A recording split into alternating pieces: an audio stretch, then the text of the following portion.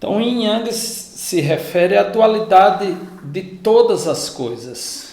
Yin Yang é o princípio de antagonismo e unidade do mundo natural. O que é isso? Antagonismo e unidade? Então, justamente, todas as coisas, elas se transformam, né? Tudo que a gente conhece, elas se transformam, elas mudam. Umas se acabam, outras surgem, umas estão mais florescentes, depois mudam para uma decadência e assim por diante. E isso se dá exatamente nessa dinâmica do Yin e do Yang. Quando uma força mais expansiva, uma força mais dinâmica, ela surge e depois alterna com uma força mais contrativa, uma força mais quieta, né? A gente pode exemplificar, por exemplo, no dia, né? Amanhecemos o dia, pouco a pouco vamos tornando mais dinâmico, entramos na nossa rotina, trabalhando, fazendo algo, e por fim chega a noite onde a gente se recolhe. Essa é a dinâmica do Yin Yang. Então, o Su Wen, que é outro livro, ele fala exatamente isso. O Yin Yang é o princípio do antagonismo e unidade do mundo natural. A transformação de todas as coisas na criação é realizada com base nessa lei. E toda a criação e extinção se originam na lei, na qual o mistério de todas as coisas e suas obras naturais são abrigadas. Se acredita que no Yin Yang está a explicação e é a forma como a natureza realiza sua dinâmica, né? E no Lin Shu, que é outro livro, faz parte do Imperador Amarelo também, tanto o Su Yin como o Lin Shu, diz: Yin Yang são as fontes de energia de todas as coisas na criação. Yin Yang interagem entre si para produzir mudanças. Então, o conceito do Yin Yang ele surgiu a partir da observação da natureza,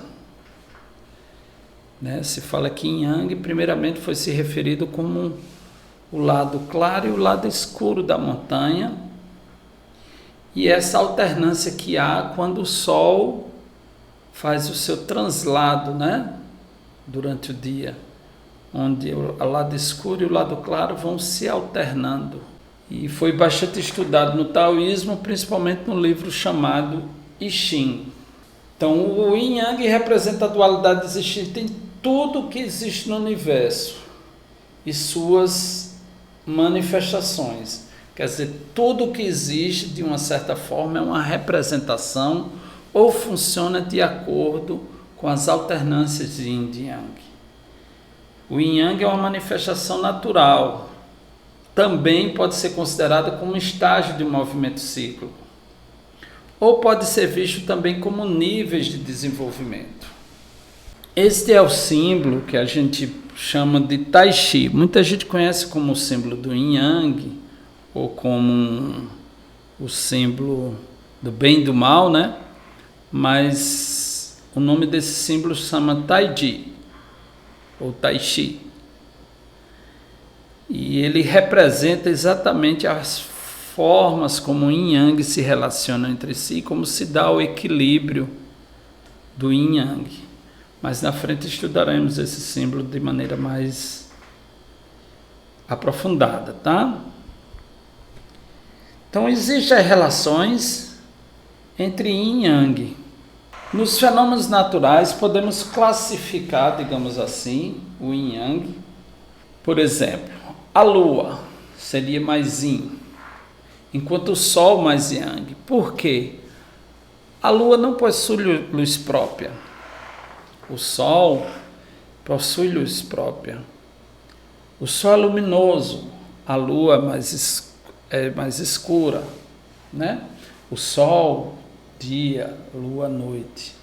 O inverno e o verão. Então, o inverno predomina o frio, a gente tende a se recolher, ficar mais tempo dormindo. Então, seria Yin, uma característica Yin. Enquanto o verão, A gente tende a procurar, por exemplo, a praia, né? Os dias são mais amplos, são maiores. A umidade é yin, a secura yang, porque a umidade acumula o frio, normalmente aparece em ambientes mais fechados, normalmente. Já a secura é mais yang, porque é mais expansiva, está mais relacionada com calor.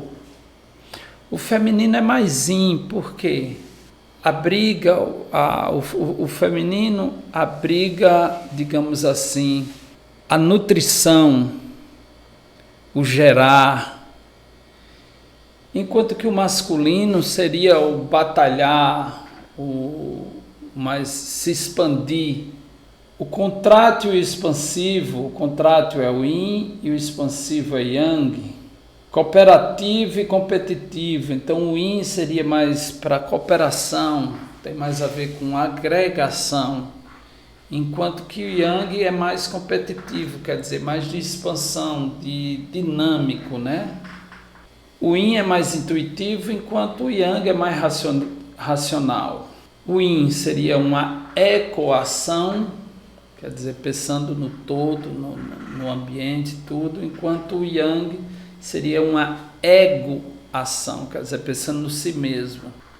Na anatomia, as partes do corpo mais yin seriam as partes interior, a parte da frente, as partes inferiores, enquanto que as partes yang seriam o exterior, as costas e partes superiores. A gente vai ver mais na frente que tudo isso é muito relativo, né? Depende da referência.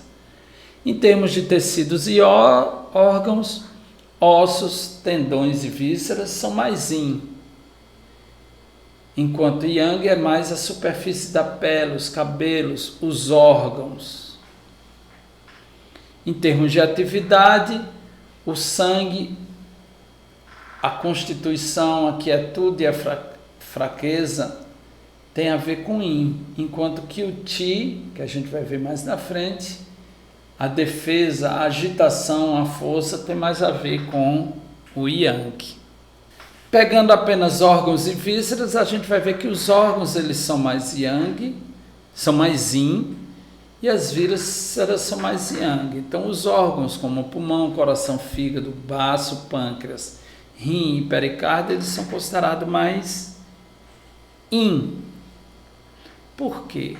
Eles são compactos. Ele possui uma forma.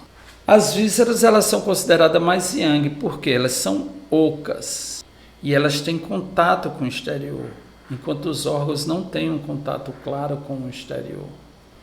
Aqui mais uma percepção na natureza: o sol, o dia, o homem, o verão, o calor, o norte. Já em a lua, a noite, a terra, a mulher, o inverno. No corpo humano, a superfície, a região dorsal, porção supradiafragmática, a porção superior do corpo, e as vísceras, né? Já o yin seria regiões profundas, a região central, infradiafragmática, quer dizer, a parte de baixo do corpo. Nas características das doenças, bem importante isso, tá? Então, as doenças que são mais agitadas, são mais fortes, quente, seca, hiperfuncionantes e agudas, são consideradas mais yang, enquanto aquelas doenças são mais calmas, mais fracas, mais frias, úmidas, hipofuncionantes, crônicas, são mais yin. Novamente, exemplificando a parte das patologias: enfermidade crônica, hipofunção, hipoplasia, quer dizer, malformação, hipotonia, atrofia, sonolência, relaxamento, obesidade, hipotermia, tristeza, insensibilidade, tudo isso é mais yin. Já o yang são as enfermidades mais agudas, hiperfunção, hiperplasia, quer dizer, aumento de tecido, hipertonia, hipertrofia, insônia, contratura, magreza, hiperemia, alegria, hipersensibilidade, são mais yang. Aqui quando a gente coloca tristeza e alegria, é bom frisar que essa alegria aqui não diz respeito ao sentimento de alegria, que é um sentimento de equilíbrio, né?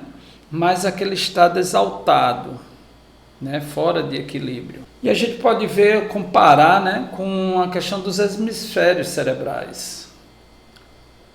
Os hemisférios cerebrais, o hemisfério direito, a criatividade, o espírito livre, paixão, sensualidade, humor.